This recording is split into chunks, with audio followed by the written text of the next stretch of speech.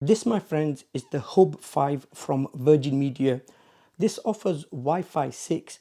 If you have Wi-Fi 6 enabled devices, you will notice a huge improvement in speed and stability compared to the Hub 3 and 4. This has a new chipset which makes this a lot better than the Hub 3 and 4 in my opinion. So Virgin Media have started offering this to Gig 1 customers now.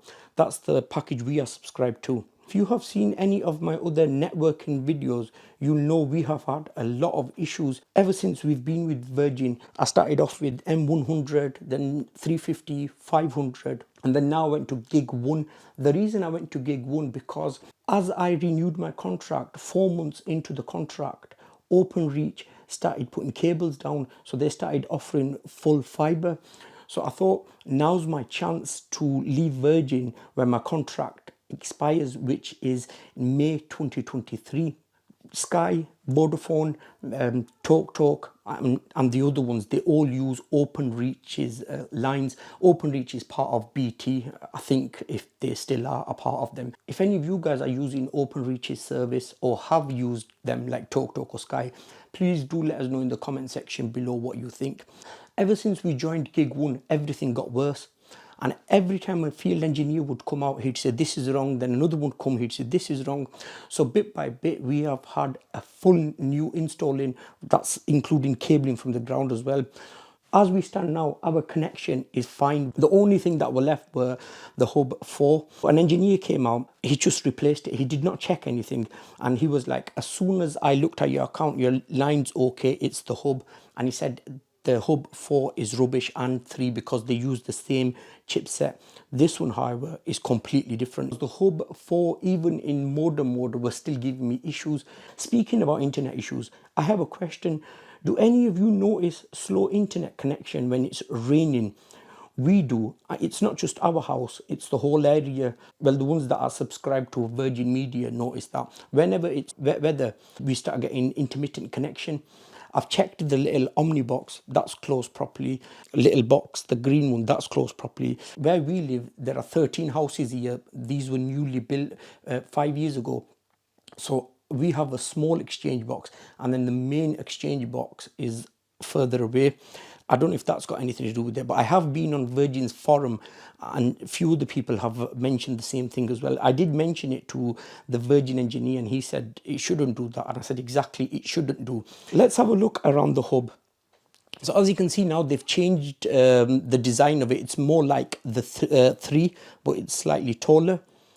So at the bottom here, this light is green because I'm using this in modem mode. I'll explain about that later on.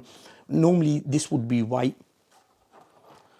On the side we just have a Wi-Fi sticker, and this here is just some branding. It's got the Virgin logo there.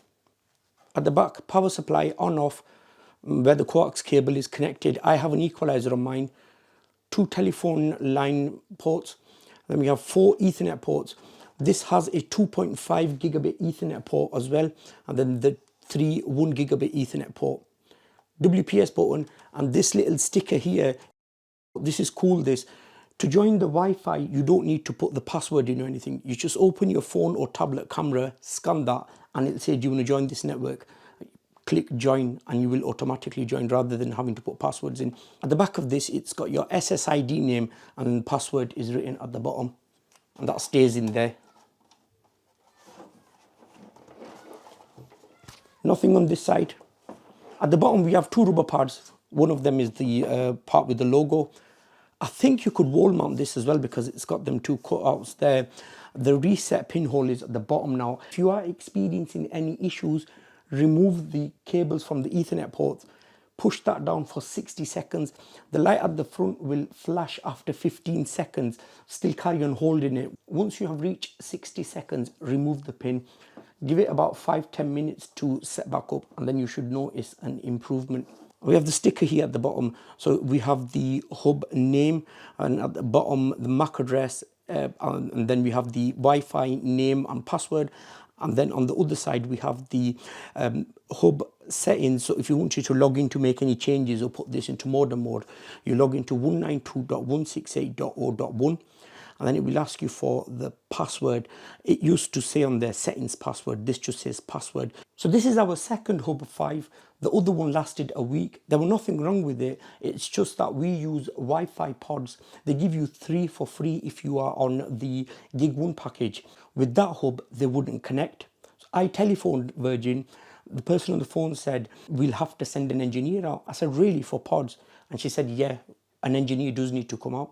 I said, okay, in my opinion, I thought they're just wasting the engineer's time, because there's not much you could do with the pods. It's just plug them in, wait 10 minutes, and they come on, because Virgin Media pre-configure them and they send them out to you.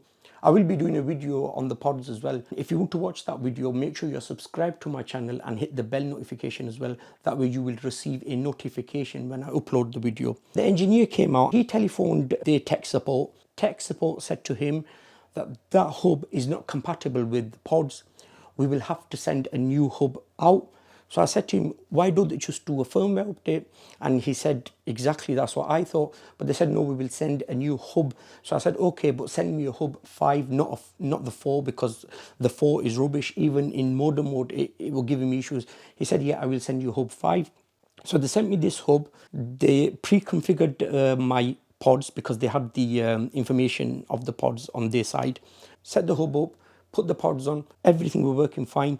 Samsung Galaxy S22 in the other room, we did a speed test. It gave 804 Mbps down. My mouth was open. I thought, wow. And 50.9 up, because we are on 1 gig, as I mentioned before, and it's 52 up. I then tested the speed on my iPhone 13 Pro Max, just under 800 on that, same on upload. On a Google Pixel 3a, which is a Wi-Fi 5 phone, same place, I hit 530 down and 50 up. So this is backwards compatible. Any Wi-Fi 6 router is backwards compatible. This hub is definitely a big improvement over the hub 3 and 4. It's not only fast, it is more stable as well, and it has good range. But there's always a but. It's not all good news, I'm afraid. We have 2 Samsung Tab A's 2019 models. For some reason, the Wi-Fi is really bad on them. Sometimes you can't even watch YouTube. It's not just this Hub 5. The Hub 5 before this was the same. I then went to Virgin Media's forum. I thought, let's see what the issue is, because I telephoned Virgin, they didn't know. And apparently this is a well-known issue. A lot of people was complaining about the same thing. The older Samsung devices, for some reason, are having Wi-Fi issues with this. So then I had to put this into modem mode again. That's why that light's green. And now I am using my own equipment again. But I'm hoping a firmware update will fix that.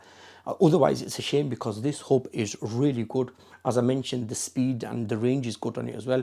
If you do have this hub, let us know your opinions in the comment section below.